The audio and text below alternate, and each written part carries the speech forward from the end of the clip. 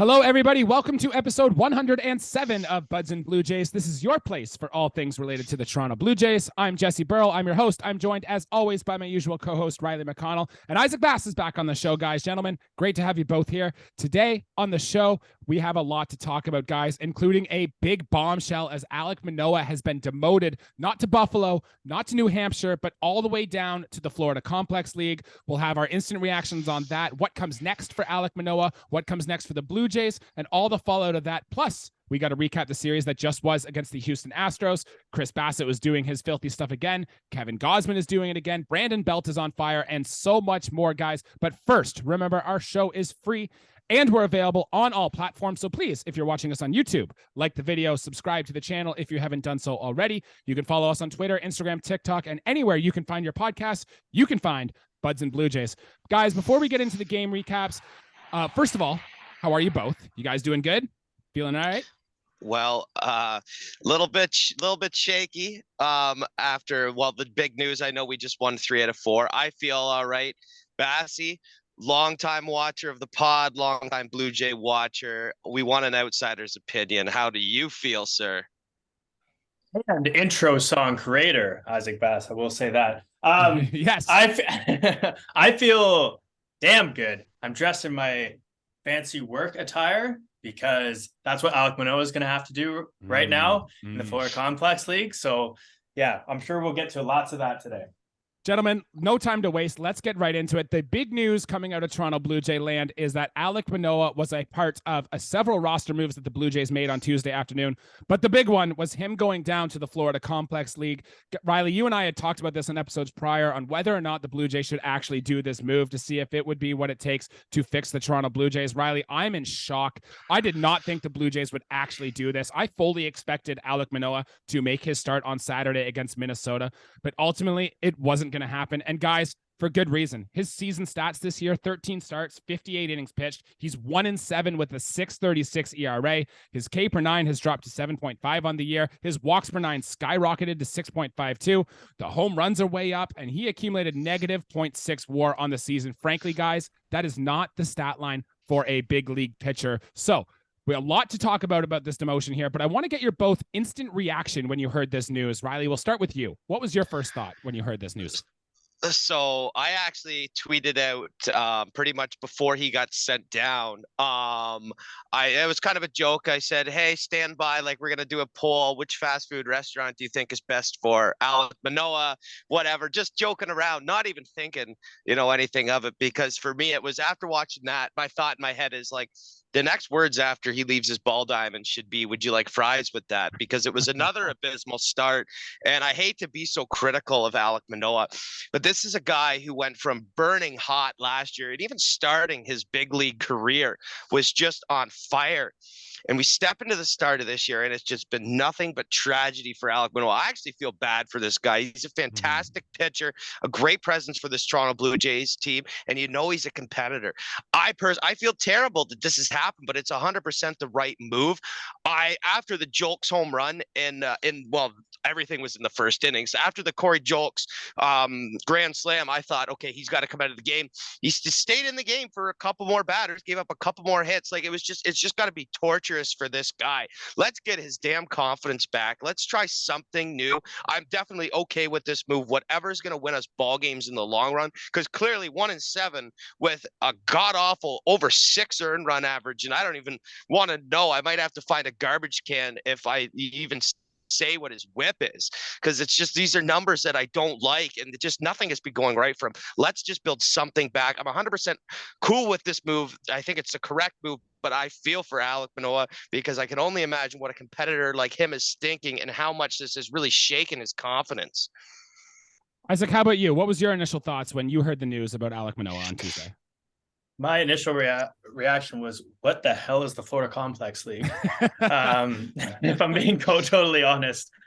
Jesse, for all the people who don't know, because I did look it up, can you just explain to the viewers what the hell the Florida Complex League is? From my understanding of the Florida Complex League is this is the league that people who are drafted in the MLB draft, this is their very first step they go into before they even reach like the Florida Summer League, before they even reach any of this. This is like the lowest down the totem pole you can go. The reason why Alek Manoah is sent here to this league, by the way, is because that's where the Blue Jays ergonomic cameras are. That's where their training facility is. That's where all this stuff is. And that's what they're going to do for Alek Manoah, which is kind of scary a little bit when you think about it, right? Because they could have just sent Alek Manoah down to Buffalo, right? He could have pitched there. He could have pitched pretty much pressure free, but he could have worked on things. No, like, this is how I think about this Alek Manoah demotion all the way to the Florida Complex League. It's not turning your computer off and turning it back on. This isn't even unplugging your computer and plugging it back in. This is getting a full factory reset on the guy. Like, they are putting this guy back to default settings and trying to get a clean slate for Alek Manoah here. And that's my takeaway about the Florida Complex League. He's got a long way to go. He's going to face some young guys he should dominate against. And when he does get back to pitching, so we'll see. We'll see. Yeah, I mean, the one thing that I was like worried about him up here is that he's such a competitor, and like, you can't try things here. And this is going to give him the opportunity to like fix his slider, to get some velocity up maybe, and like just try things. And if people, even young guys, hit it out of the park, who cares? At least he's trying to get his stuff back. So that's what I'm super excited for him too. Like, he's going to have 10 fans in the building watching. Well, who knows? Maybe the Florida Complex League's fans will go through the roof now that Alek Manoah is there. But it's going to be totally pressure free for him. And I think that's going to be really help, because I think he is an ace pitcher in the major leagues. Because it's hard, right? It's hard to pitch at that level, right? Yeah. Oh yeah. He's like, listen, we've seen him. He has tools of what it takes to be a big league ace, but he's got to refine something. Bass, you're absolutely right. Like, whoever he's pitching in front of, man, it doesn't matter. Hey, it's the same thing when I'm just playing MLB The Show, like an hour ago. If I'm having troubles pitching or hitting, what do? You lower the difficulty, right? That's what they've done for him. Yeah. They've brought him back a little bit. Okay, let's build our confidence up. Locate our pitches better. Yes, maybe try something else, maybe try and work on our velocity, our arm angle, our slot, whatever it's going to take, man, because I mean, they said enough was enough. I mean, I personally, if we were to come back here and this demotion did not happen, and then Jesse, you asked us what's next, I wouldn't have said Florida Complex League. I wouldn't have either. No. I would have said give him a couple starts in Buffalo. I mean, You're absolutely right. You hit the nail on the head. This is a full factory reset, man. And I mean, the road is as long as Alek Manoah is going to make it, because if he gets his stuff back and shows progression really quick, then he'll progress really quick. But I mean, if he's going to struggle down there, then it's going to be a long journey, man. And like, we could be one of the quickest flare outs, not only in Blue Jays history, but this could go down as one of the more notorious flare outs in MLB history, man. Agreed. I mean, there's a lot of bands that are one hit wonders, of course, too many to name. But if you want to talk about a one pitch wonder, a 1 year wonder in the major leagues, I mean, Alek Manoah will be known as that guy if he doesn't get his craft back or develop something new at the minor league levels and then build his way back up to our major league pitching staff, which is his goal. And that's where we expect to see Alek Manoah. I think that's the hardest part, is we go in opening day starter. He had the year he did. We expected this much of Alek Manoah, and he's totally floundered. It's wild for a guy just to fall flat on his face, because not only was Alek Manoah so good in his first 2 years in the big leagues, he was dominant in the minor leagues when he drafted him. Alek Manoah was dominant in his last year at college too. Alek Manoah has been nothing but very good at baseball for the past 6, 7, 8 years. And the fact that it just disappeared from him suddenly is astonishing. Guys, I've thought about this quite a bit over the last few days, and I'm kind of comparing this to like a bad breakup with someone you love, like someone like your girlfriend or whatever, because what happens is your first initial few weeks after the breakup, you're in shock, right? You're in parable. You don't think anything's going to go right. You don't know what's going on. You have no answers. You are down in the dumps for a few weeks. But then it's after your first 3 weeks, you start to build yourself back up again. You start to climb. You start to find out what makes you tick. The motivation comes back to try to be even better than you were. And I think that is a tentative plan of what is going to happen for Alek Manoah. He feels terrible. He said he's felt terrible. His teammates, I have quotes from them. I can read them here too. But the general gist of them is that they feel terrible for Alek Manoah. Everyone doubts that he's going to be back. Alek Manoah has always been this confident guy. The pressure is something you put in tires type of guy, that he can go up and he can be dominant again. It's just going to take some time. I don't know if this means we're going to see him in a few weeks. I don't even think he's going to be pitching for a while. This is going to take some time for Alek Manoah to build back up. how hard is it, man, to put an actual clock on this? I mean, like, hey, like, that's what I said. It's as long as Manoah's gonna make this happen. It's all on him, which it shouldn't really be all on him. I'm sure there's a lot of good coaches that'll help him out because it's a big recovery. Everyone in the Blue Jays organization wants to see him on that level that he was, and will do anything in their power, and Alek Manoah himself to do that. So, I mean, is it a long road ahead? Is it a short road ahead? I mean, Jesse, I can't even guess, man, on what kind of assignment this is going to be longevity wise. I mean, the idea is let's just get this guy throwing the ball well, and let's get him back as soon as possible. Because let's face it, I mean, we already have a couple pitchers on IL, Hyunjin Ryu included. Is he going to take his spot and be as effective? We really don't know yet. He hasn't pitched on a major league hill in quite some time now, but it's not a good thing to do, but it's what had to happen, I guess. And I don't disagree with the call to demote him at all. Isaac, what are your thoughts here on what we're going to see next from Alek Manoah now that he officially isn't a Toronto Blue Jay? I still have complete faith that he's going to be back by the end of the month. The end of the month, eh? That's my thoughts. Yeah. Wow. I think this guy, once again, I keep talking about his mindset, and I've been wrong so far this year, but I'm going to be right in the end. He's going to figure it out by the end of the month. I mean, like, what do we got? Bowden Francis is going to be our guy right now. Yep. And Mitch White sucks, and Ryu isn't ready yet. So, and the rest of our minor league guys aren't ready. So it might be like, they might right now be like, you know what, no pressure, figure your stuff out. And maybe Bowden Francis pitches awesome, but they're going to need him if we're going to make a serious run at a good spot. Even, the pennant might be a ways away, but I'm confident that he's going to be back soon. I just want to say, it's been 3 years in a row that whoever has been our opening day starter has completely shit the bed Isn't for that the rest ridiculous? of the year. Isn't that ridiculous? Yeah. Ryu, Barrios, and now Manoah. So maybe next year put like Thomas Hatch as your opening day starter. Run it back, and then we'll get rid of that. Holy big league manager Isaac Bass, totally the right move, man. We're totally getting a Thomas Hatch type guy. Hey, problem solved though. If you want to talk, Bowden Francis, whatever option, I think it's about time.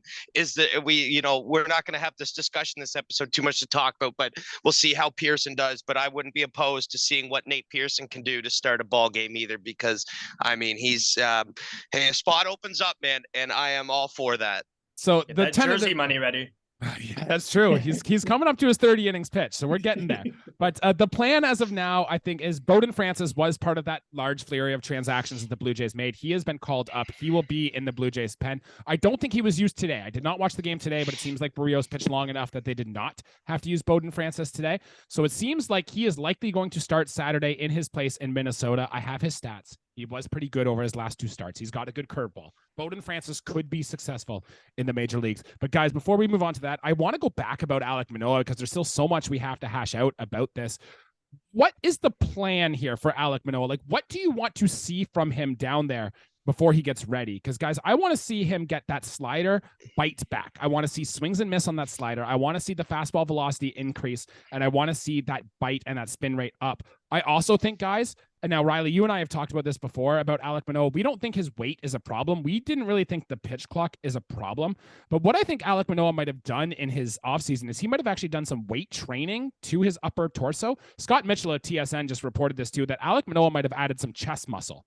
And because of that, when he has so much mass there, it's tougher to get your shoulders through the zone quicker. Like as a pitcher, you almost got to turn your body into a whip almost to really get that good release and to get things going, right? Alek Manoah hasn't been able to do that, and that could explain why he lost some bite on his slider. So if it's the case, they want to get his body more toned and in shape. Dude, I've been dieting for 2.5 years now. It is not easy to get that out there and to go about and make that happen. If that is the case, it could be an extended stay for Alek Manoah in the Florida Complex League.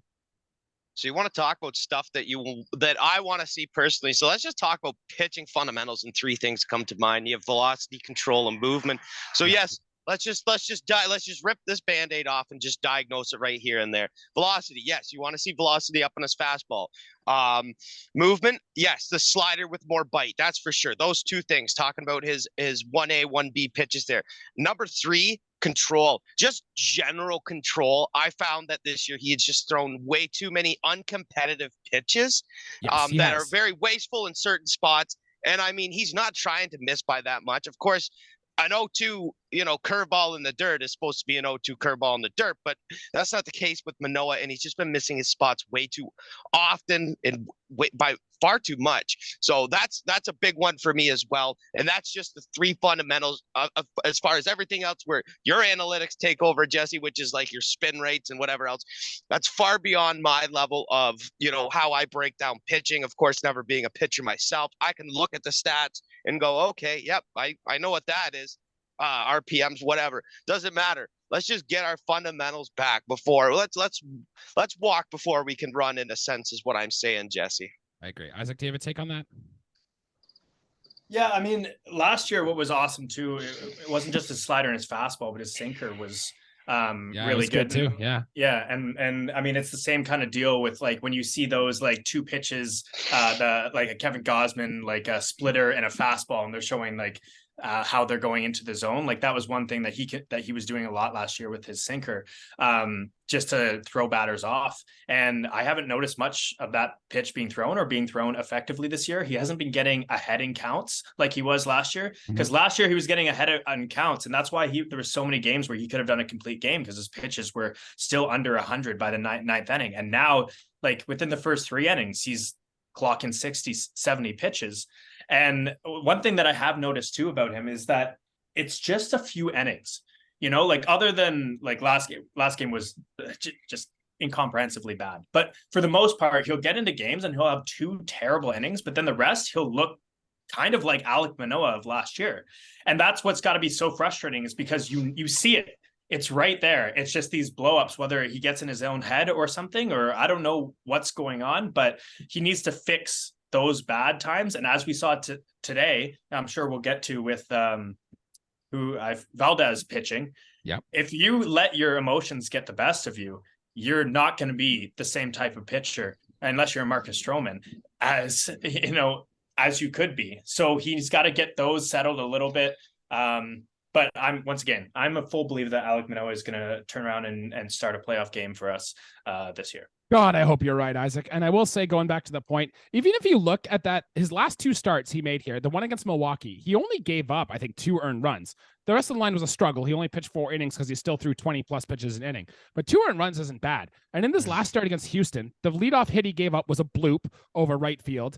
And then the second one was that bunt he tried to blow foul that honestly could have been foul. It was a perfect bunt from Jeremy Pena, so be it. The third hitter that inning was it was hit hard, but it was a ground ball to Vladdy. With Vladdy makes a clean play on that, that's a double play. That ball game is different. And I think if that game turns, and even the Corey Julks grand slam that he hit was actually not a terrible pitch. It was a sinker running in. It was out of the zone. Corey Julks just put a good swing on the ball, and hey, a grand slam, it happens.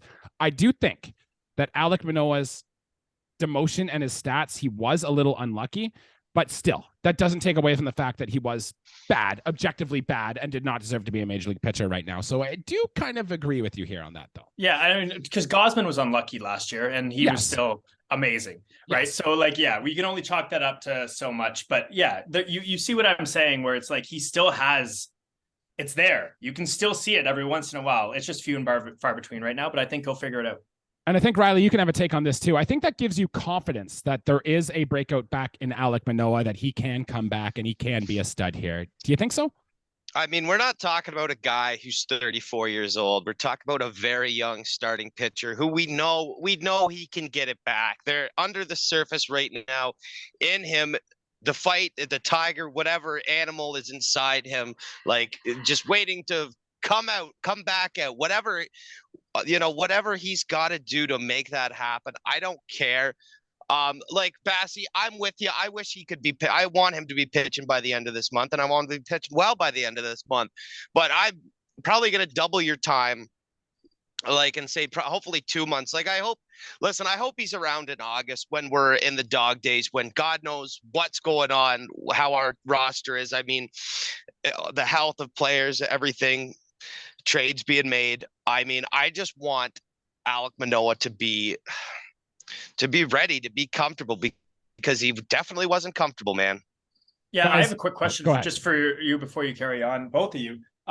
Does this change the Blue Jays' plans at the trade deadline or before, in terms of, looking for a starting pitcher? Oh man, it almost has to, doesn't it? Like the Blue Jays starting pitching depth was thin as it is. As things stand today, the Blue Jays are still the only team in baseball to only use 5 starting pitchers.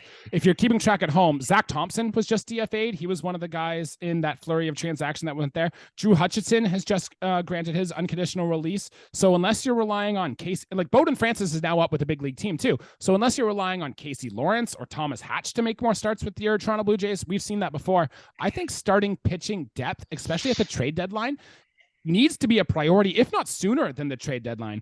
I'm kind of surprised that the Blue Jays haven't looked to Madison Bumgarner, who's been DFA'd a month ago, try to bring him in here, or Zach Plesac, who just got DFA'd by Cleveland. Like, why haven't they tried to bring a guy who might not be good, but could at least put up serviceable innings? Because that's really what the Blue Jays need right now. And I'm surprised they haven't done any of that. Well, don't you think like a guy like, the Blue Jays are so adamant, other than Anthony Bass for some reason, about having that good character players? Don't you think like maybe the Madison Bumgarner, like his character is a little bit of the issue there? That must be the reason he hasn't signed with a team yet. And I think that's got to be either that or Madison Bumgarner's just said he's done. But it's something like that.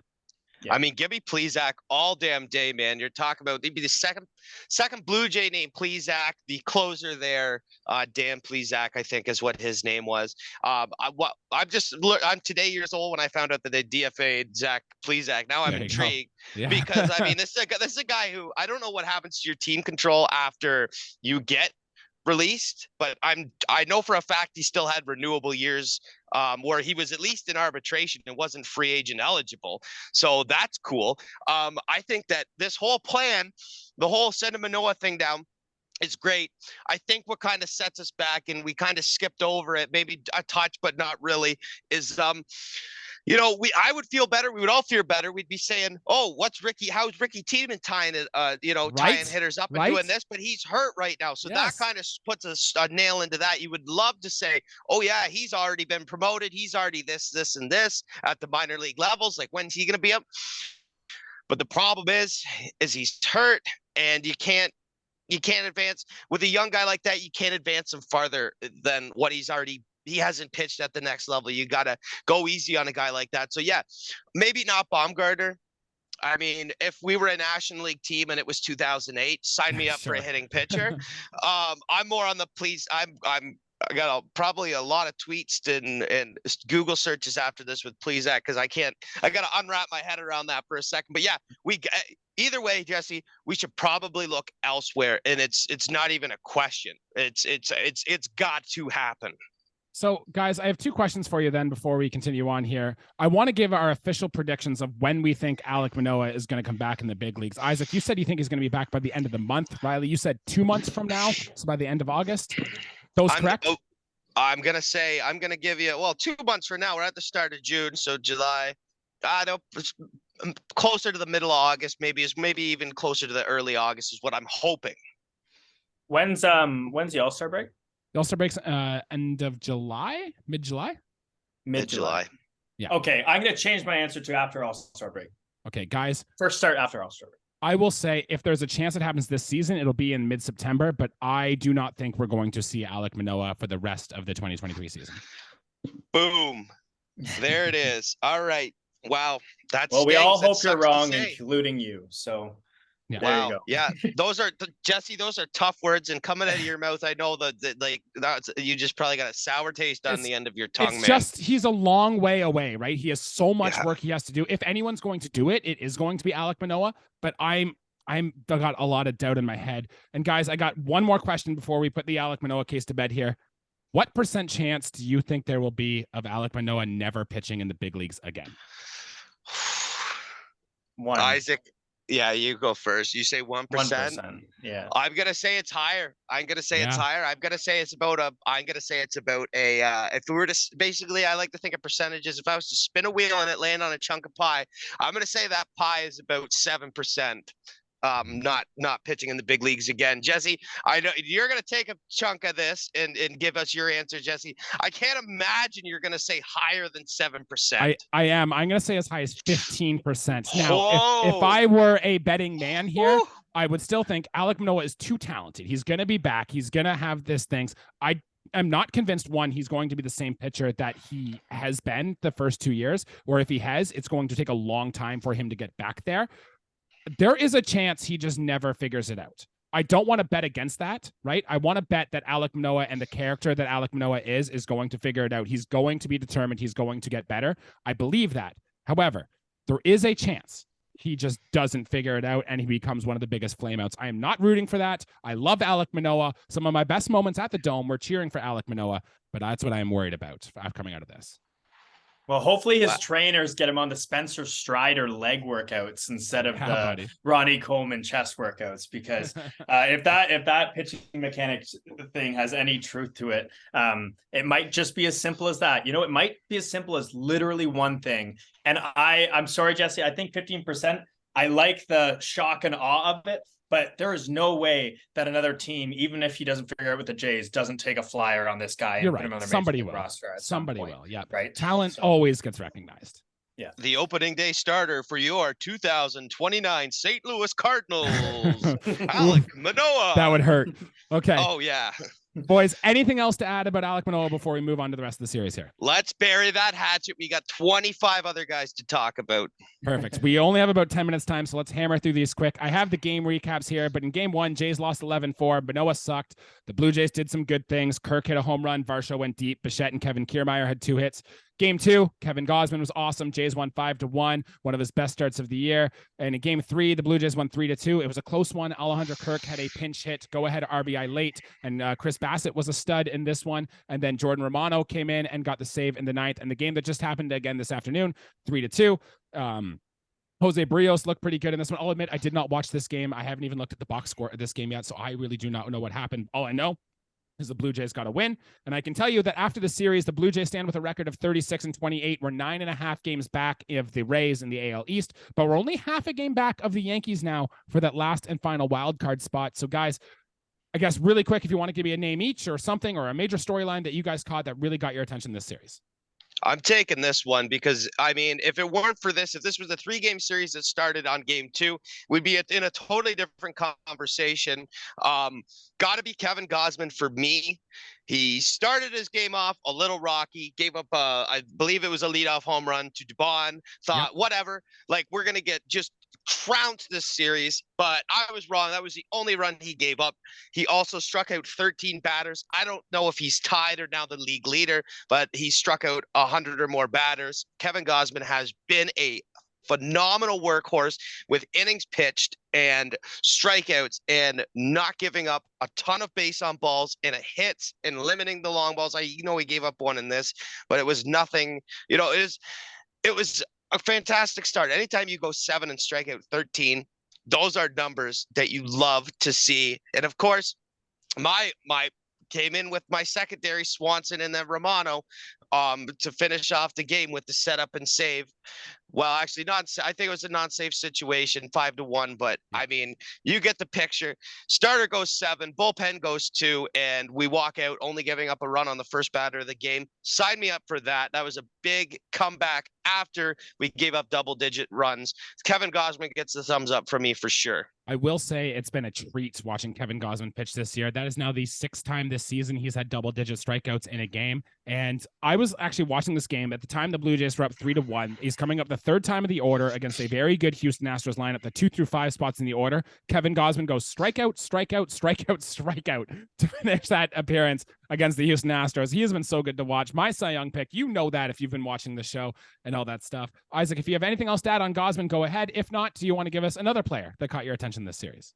I'm going to briefly go over 2. I'm going to just start off with one guy, Eric Swanson. I just wanted to give him an honor. I know Riley just mentioned him, but over his last 7 games, he's played, he's 7.2 innings with 1 hit, 2 walks, 10 strikeouts, and a 0 ERA. So could you ask for a better setup, man? That Teoscar trade is looking great right now, for both teams. But Teoscar leads baseball in strikeouts right now, and not in a good way. So. Yeah, okay, fair enough. I just want to honorably mention him because I know we don't talk too much about relievers in a positive way on this podcast. The other guy I did want to mention was Vladimir Guerrero Jr. because I've given this guy, every time I've been on, I'm giving him heat because as I was talking about, Jesse, I hope your golf game was as good as my Toronto Maple Leafs golf game has been recently. And as I was talking about and comparing, the reason that they do not win in the playoffs is because their best players are not their best players. And I've been talking the whole season about how Vladimir Guerrero Jr. needs to be the best player on the Toronto Blue Jays. And this series, he came up with a clutch walk and a clutch hit that brought in a run. And he has been clutch the last 2 series. I have loved to see it. I think it's a start of what's to come. And I love to see how fired up he is when he does do it. But this is something that's been missing the entire year. And we're winning games now by 1 run. This is something early in the year, it was going to have to be a blowout or a loss. And now we're winning these games by 1 run because of great relief pitching, starting pitching, and timely hits. Finally, Matt Chapman needs to pick it up. But other than that, timely hits from our big guys. I will say, Vladimir Guerrero Jr., 9 home runs on the year. He has yet to hit one at the Rogers Center, and that just seems ridiculous to me. It is going to come. It just hasn't happened yet. Riley, do you have another name, or should I take this next one? I want to give, I was staying on pitchers. Jesse, you could probably talk about the pitchers after. I thought that Varsho had a fantastic series. He was actually very patient at the plate. Varsho, sometimes a little over aggressive early in the count, swinging at pitches, whatever. Drew a few walks, had a monster shot into right. And defense is still fantastic. Another trade, you talk about the Teoscar trade looking good because thank you, Bassy. I love Swanson. He is our 8th inning guy. He's been phenomenal. But another trade that looks very good. Lourdes and Moreno, those are pretty high prices, but we paid it and we got Varsho and he's starting to come through. Yes, the average isn't always great, but the on base is looking a little bit better and the power is real. Double digits is, I think, just around the corner. I think he's hit 9 this year. I think 10's just around the corner. And from there, it's just on the way up.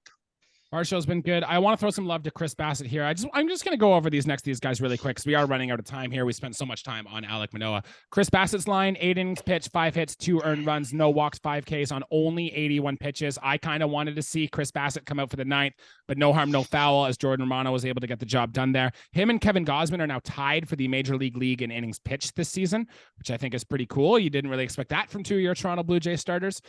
Brandon Belt has been very good, especially he's been good over the last month. He went 3 for 7 with a home run and a walk in the series. He's now hitting 262, 381, 440 with a 133 WRC plus on the season. And his last 26 games, his 485 on base percentage, the best in baseball for Brandon Belt. And I wanted to throw some love to Kevin Kiermaier too. Not only is he one of 3 Toronto Blue Jays hitting over 300 right now, his catch in game 3 of this series to save a batted ball off Jordan Alvarez's glove had a 40% catch probability, and Kevin Kiermaier honestly made this look easy. It is so fun to have him on our side of the diamond now as opposed to the other side of the diamond and all that stuff. So those 3 players, guys, Bassett, Belt, Kiermaier, do you have a quick thought on either of them? Thought Bassett was fantastic. If you were to say, I don't think we've had a pair of inning eaters like Bassett and Gausman. I think you'd have to go back. I think the year we had Ted Lilly, I think he got hurt, but I think he was poised to throw a lot of innings with Doc coming off, either going into a Cy Young year or coming off of a Cy Young year. It doesn't matter, but it's been a long time since we have guys who are potentially going the distance. Bassy, I'll hand it over to you. I just wanted to throw in because I thought Bassett's start was absolutely phenomenal. I won't talk about anyone else, but Chris Bassett, again, that baby going to do good things in life, and you're doing good things in life. So, he's doing great. One of my Oakland guys, year with the Mets, did great. Came to Toronto. He's doing even better. Isaac, any thought of those players or a player of your own before we wrap it up here? I'll just quickly just touch on Brendan Bell. This was one guy that, you know, when I was at the last Blue Jay game, I was like, get this guy off my team. And do I look stupid for that? Yeah. Do we all look, you know, I think you guys did say it on the pod here. Just give him some more time, because I'm sure he'll figure it out, especially because of his injury and stuff last year. And it's looking good to have that power left-hand bat. Now, he still hasn't found his power, but the guy is still getting hits. So, you know, if he starts to get a little bit more of that power, it's going to be nice to see. But having a nice left-handed bat that you can put in your middle of your order is something we haven't had for a long time. All right, guys, that'll do it for our episode here today. Thank you, everybody, for tuning in. Isaac, it's always great when you can join the show. Riley, it's always good to have you here as well. Thank you both for joining us. And if you guys watching at home, you have a thought about Alek Manoah, you have a thought about anything else, leave a comment down below. We'll interact with you on there and all that fun stuff. Remember, guys, you can follow us on Twitter, Instagram, TikTok, anywhere you can find your podcast. You can find the Buds and Blue Jays show. Please like the video on your way out and subscribe to the channel. We'll be back again later next week to do a recap of the upcoming series against the Minnesota Twins. Guys, start with you, Riley. Do you have any last words before we head out of here? Yes. To clean up the mess, I want to give a little bit of love to Jay Jackson. He went 2 2/3, struck out 4 batters, only gave up 2 hits. Small mark because we were down so much in that ball game, but Jay Jackson, a good depth piece we added. Just wanted to get that in. And Isaac, how about you? Go vote for your Toronto Blue Jays to make the All-Star game. Yeah, votes are up now, so get your 5 in. Make sure Bo Bichette gets in over Wander Franco for that starting All-Star spot. With you there, send Kevin Gausman and maybe Whit Merrifield, might I add, to the All-Star game as well. But we'll be back again later next week. Until then, guys, we'll see you later. Thanks, guys. See ya.